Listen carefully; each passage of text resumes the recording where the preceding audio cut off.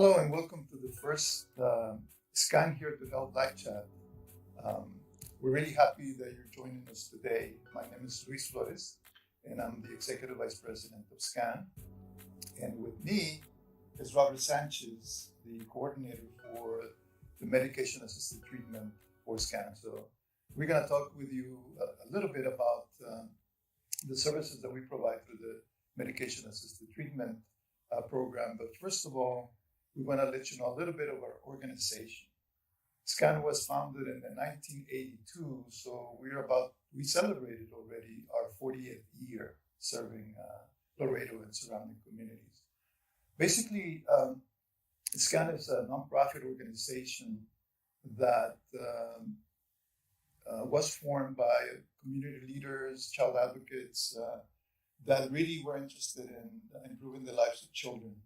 And actually, our mission is to foster the healthy development of families. And we do that through a lot of different services that we provide, a lot of empowerment opportunities for families. So our interest is not so much to ensure that people don't use drugs or they get better mental health. We want to actually advance the whole development. We want people to get better in every aspect of their lives when they engage in recovery. So we do a lot of different services in terms of treatment, but also do a lot of prevention and intervention services. So some of the services are focused on ensuring that people don't develop certain problems like substance use disorders, for example. We have a lot of different programs. I was saying in there, so prevention and treatment. I guess the largest services that we provide, or group of services that we provide, is in substance use disorder treatment. We have residential programs, outpatient programs for youth, adults. We do a lot of work also with children, and for example, we have a program that helps youth, children and adolescents that have experienced a traumatic event. So we provide treatment for them. We do have a sexual assault program. We work also with children, very small children, 0 to 8, and to make sure that any problems that they may have in their development are identified, and then we can help them access the services that they need. Recently, we implemented a program to provide crisis services to people that have severe mental health disorders and substance use disorders, where we do mobilize a crisis team, getting people to crisis intervention services, and then, of course, linked to care, to treatment, to mental health counseling, and substance use disorder counseling. Part of the services that we do also provide have to do with peer recovery services. So at the very end, when people already engage in treatment and then they have a successful experience in treatment, then we make sure that they stay in recovery. So we have people that have lived experiences with mental health and substance use disorders. These are peer recovery coaches that make sure that people stay in recovery and support people once that they engage in recovery. It is very difficult to talk about what we do because we have a lot of different programs in a lot of different areas. Just at the top of my mind right now, it's our emergency youth shelter, where we provide services for kids that have been removed from their homes. And then also in that same program, we help adolescents that are running away from home or they're homeless. So then we provide them with, of course, 24-hour care, counseling, and all of those services. So we're excited to be here. And I just told you a little bit of our organization. And now we're going to narrow it down a little bit on the program that we're going to talk about with you today, which is a medication-assisted treatment. We call it the South Texas Medication-Assisted Treatment and Recovery Program. And I was really happy when we got this program because it's an area that we didn't cover before, as many of the programs that we have implemented recently. And so we were looking for getting somebody, right, to help in this program. And I was really, really lucky to see Robert, because Robert worked with us for a little bit in the past, and then he came back and he was fresh, back at SCAN. And then I said, hey, man, why don't you apply to be the coordinator for this program? And he has a lot of experience in terms of medication-assisted treatment. He was a counselor for many years in a methadone program, and he also has been exposed to buprenorphine treatment, which is the one that we utilize in this particular program. So I was really happy to have you and come on board, and been providing so much stability to this program. I think now what I would like to do is to pass it to Robert, and Robert can let us know a little bit about what kind of people need the services. And Robert, maybe one of the things that we can talk about is do we have in Laredo a serious problem with opioids? Yes, we have a tremendous problem with people who are using opioids. It's a highly addictive chemical, and addiction in itself it's based on two components.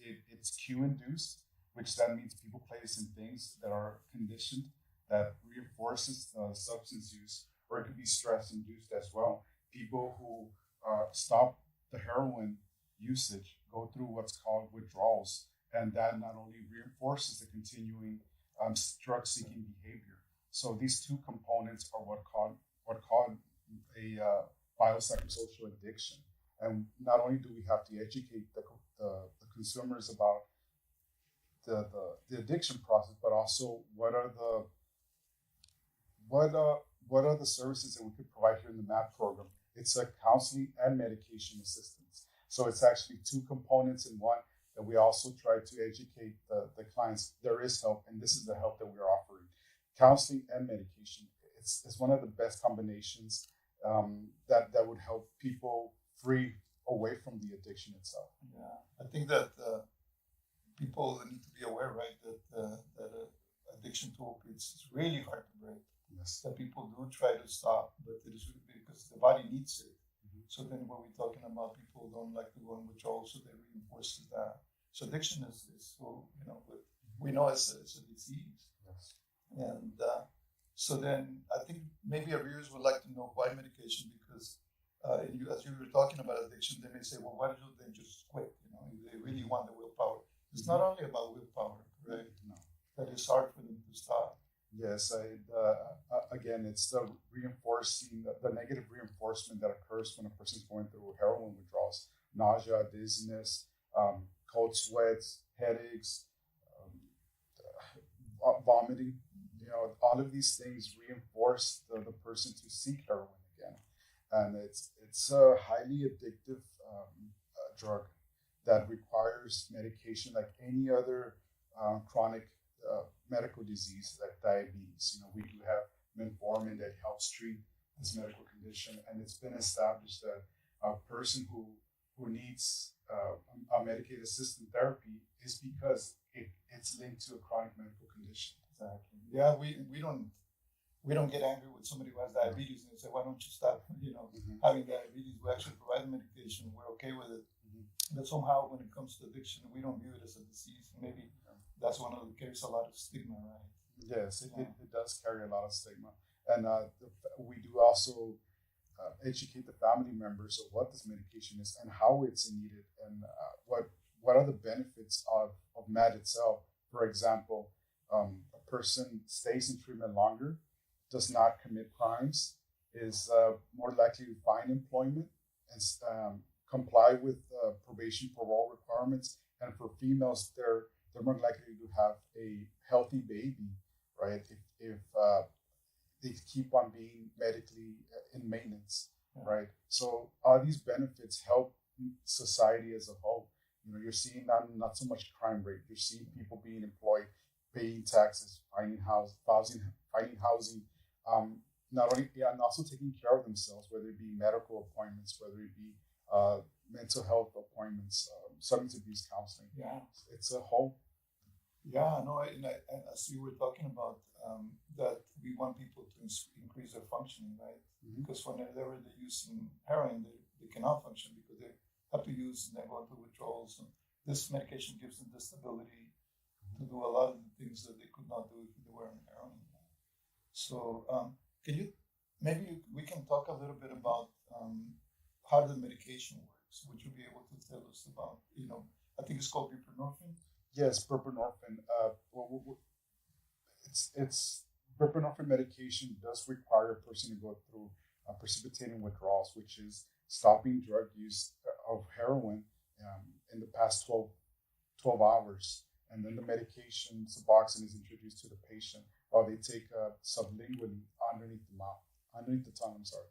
And that would help the person start getting stabilized. So it's a medication that helps people stop and seeking heroin use. Yeah. What is some of I know that you have like an advisory group composed of clients where they tell us about their experience, we can improve doing things with that program. What is some of the feedback that you get from people that are in the program in terms of how this has helped them?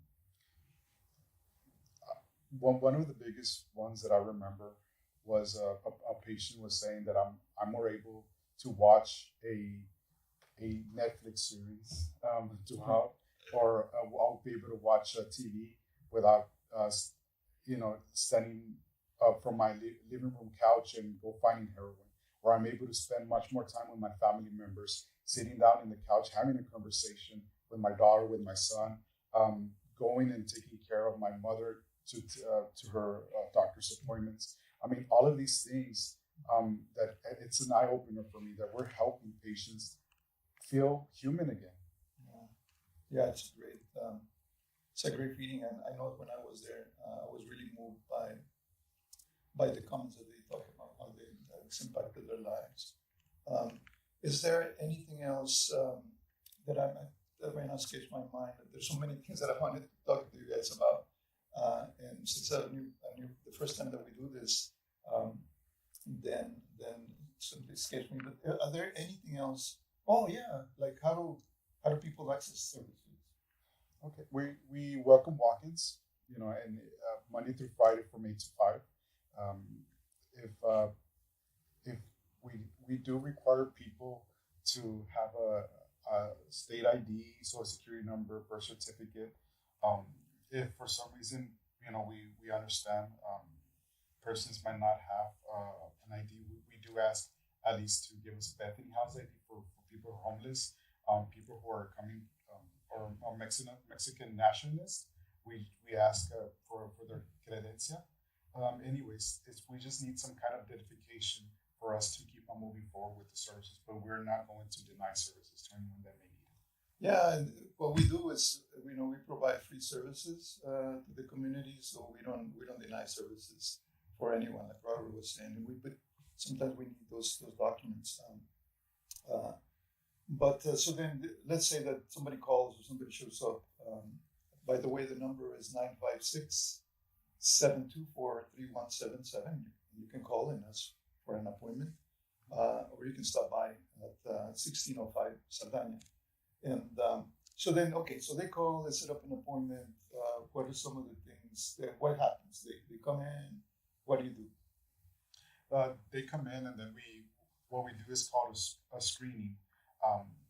We look at the severity of the drug use, the legal issues surrounding it, medical issues. We do a basic psychosocial evaluation, right? And this was what helped us determining if we have enough information to admit the person. And then from there, what we do is called an assessment.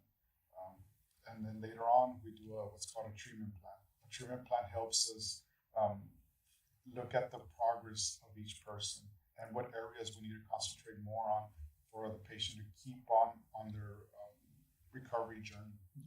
Yeah.